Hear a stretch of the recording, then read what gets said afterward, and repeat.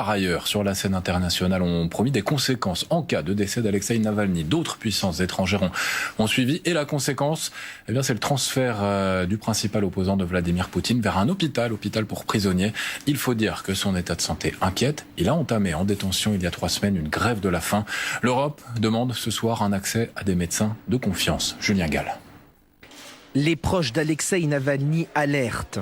Ils craignent pour la vie de l'opposant russe qui a démarré une grève de la faim en prison il y a 3 semaines pour protester contre ces mauvaises conditions de détention.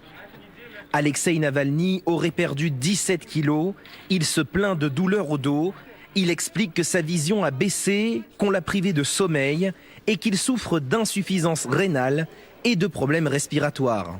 Son état est critique. On ne sait pas combien de temps il peut encore tenir. Ce qui est clair, c'est que nous n'avons plus de temps. Jusqu'ici détenu dans un centre pénitentiaire, Alexeï Navalny a été transféré aujourd'hui dans une unité hospitalière pour prisonniers.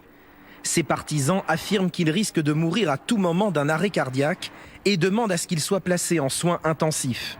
Ses médecins personnels ont tenté de venir le voir. L'accès à l'hôpital leur a été refusé. Nous ne sommes pas venus voir le détenu politique, mais un patient, un homme.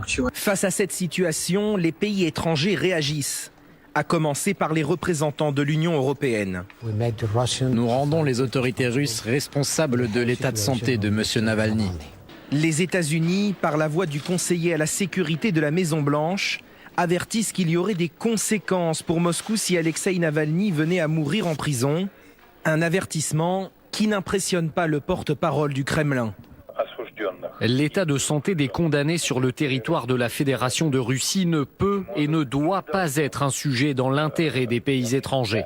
Les partisans d'Alexeï Navalny ont appelé à une mobilisation dans toute la Russie. Elle aura lieu après-demain mercredi, jour où Vladimir Poutine délivre son discours annuel devant les 2 chambres du Parlement.